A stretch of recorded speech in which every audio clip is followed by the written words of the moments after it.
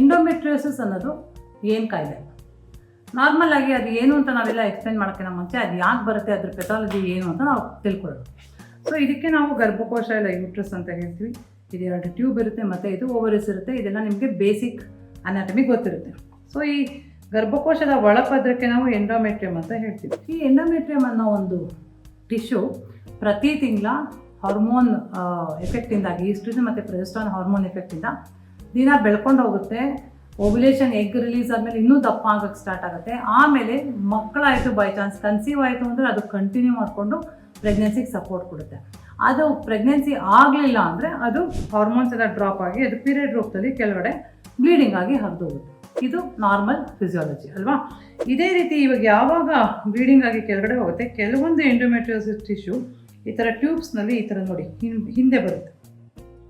Peritoneal ಕ್ಯಾವಿಟಿನಲ್ಲಿ ಕೆಲವೊಂದು tissue ಬರುತ್ತೆ, ಕೆಲವೊಂದು ಓವರಿನಲ್ಲಿ ಸ್ವಲ್ಪ ತುಳ್ಕೊಳುತ್ತೆ, ಕೆಲವೊಂದು ಇಲ್ಲೆಲ್ಲಾನು ಪೆರಿಟೋನಿಯಲ್ ಕ್ಯಾವಿಟಿನಲ್ಲಿ ಕೂಡ ಹರಡುತ್ತೆ. ತುಂಬ ಮೈಕ್ರೋಸ್ಕೋಪಿಕ್ ಕಂಟೆಂಟ್ ಇರುತ್ತೆ, ಕಣ್ಣಿಗೆ ಕಾಣೋದಿಲ್ಲ. ಈ ಥರ ಬ್ಲೀಡಿಂಗ್ ಆಗೋದು ಕಣ್ಣಿಗೆ ಕಾಣೋದಿಲ್ಲ. ಎಷ್ಟೊಂದು ಸರಿ ನಾವು ಲ್ಯಾಪ್ರೋಸ್ಕೋಪಿ ಮಾಡುವಾಗ ಆಕೆಗೆ ಪೀರಿಯಡ್ಸ್ ಆಗ್ತಿದ್ರೆ ಸ್ವಲ್ಪ ಮಟ್ಟಿಗೆ ಬ್ಲೀಡಿಂಗ್ ಒಳಗಡೆ ಕೂಡ ಇರುತ್ತೆ. That is a proof that there is retrograde menstruation ಅಂತ ಹೇಳ್ತೀವಿ. ಅಂದರೆ ಪೀರಿಯಡ್ ಆಗುವಾಗ ಆ ಎಂಡೋಮೆಟ್ರಿಯಮ್ ಏನಿರುತ್ತೆ ಅದು ಬ್ಯಾಕ್ವರ್ಡ್ ಫ್ಲೋ ಆಗಿ ಟ್ಯೂಬ್ಸ್ ಮೂಲಕ ಓವರೀಸ್ ಮೇಲೆ ಮತ್ತು ಪೆರಿಟೋನಿಯಲ್ ಕ್ಯಾವಿಟಿ ಕೂಡ ಬೀಳುತ್ತೆ. ಸೊ ಅದು ಬಿದ್ದು ಅದು ಆಚೆಗೆ ಹೋಗೋಕ್ಕೆ ಜಾಗ ಇರೋದಿಲ್ಲ. ಈಗ ಪೀರಿಯಡ್ಸ್ ಆಯಿತು ಅಂದರೆ ವೆಜೈನಿಂದ ಆಚೆಗೆ ಬಂದುಬಿಡುತ್ತೆ. ನಾವು ಅದು ಬ್ಲೀಡಿಂಗ್ ರೂಪದಲ್ಲಿ ಬರುತ್ತೆ, ಅದನ್ನ ಕ್ಲೀನ್ ಮಾಡ್ಕೋತೀವಿ, ತಿರ್ಗಾ ಹೊಸದಾಗಿ ಎಂಡೋಮೆಟ್ರಿಯಮ್ ಹುಟ್ಟುತ್ತೆ. ಆದರೆ ಇಲ್ಲಿ ಅಬ್ಡೋಮಿನಲ್ ಕ್ಯಾವಿಟಿ ಒಳಗಡೆ ಹೋಗಿರುವಂಥ ಒಂದು ಎಂಡೋಮೆಟ್ರಿಯಲ್ ಟಿಶ್ಯೂಗೆ ಆಚೆಗೆ ಹೋಗೋಕ್ಕೆ ಜಾಗ ಇರಲ್ಲ. ಸೊ ಅದಲ್ಲೇ ಡೆಪಾಸಿಟ್ ಆಗುತ್ತೆ. ಸೊ ಅದಲ್ಲೇ ಯಾವಾಗ ಡೆಪಾಸಿಟ್ ಆಗುತ್ತೆ, ಪ್ರತಿ ತಿಂಗಳ ಈ ಈಸ್ಟ್ರೋಜನ್ ಹಾರ್ಮೋನ್ ಉತ್ಪತ್ತಿಯಾಗಿ ಎಂಡೋಮೆಟ್ರಿಯನ್ನ ಬೆಳೆಸುತ್ತಲ್ಲ, ಅದು ಒಳಗಡೆ ಬೆಳ್ಕೊಳ್ಳೋಕೆ ಸ್ಟಾರ್ಟ್.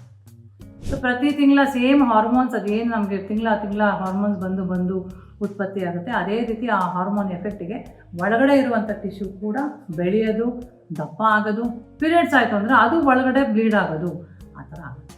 ಸೊ ಆ ಥರ ಒಂದು ಕೆಟ್ಟ ಒಂದು ರಕ್ತ ಏನು ನಾವು ಕೆಟ್ಟ ರಕ್ತ ಅಂತ ಹೇಳೋಕ್ಕಾಗಲ್ಲ, ಆ ಬ್ಲೀಡಿಂಗ್ ಏನಿರುತ್ತೆ ಅದು ಒಳಗಡೆ ಪೆರಿಟೋನಿಯಲ್ ಕ್ಯಾವಿಟಿನ ಅಲ್ಲೇ ಕಲೆಕ್ಟ್ ಆಗಿ because it is a ಮೆಟಬಾಲಿಕಲಿ active tissue ಇರೋದ್ರಿಂದ ಸುತ್ತಮುತ್ತ ಇನ್ಫ್ಲಮೇಷನ್ ಅಂತ ಆಗುತ್ತೆ. ಸುತ್ತಮುತ್ತ ಒಂದಕ್ಕೊಂದು ಟಿಶ್ಯೂ ಅಂಟ್ಕೊಳ್ಳುತ್ತೆ. ಓವರೀಸ್ನಲ್ಲಿ ಕಲೆಕ್ಟ್ ಆಯಿತು ಅಂದರೆ ಓವೇರಿಯನ್ ಸಿಸ್ಟ್ ಇಲ್ಲ ಎಂಡೋಮೆಟ್ರಿಯಾಟಿಕ್ ಸಿಸ್ಟ್ ಅಂತ ಆಗುತ್ತೆ.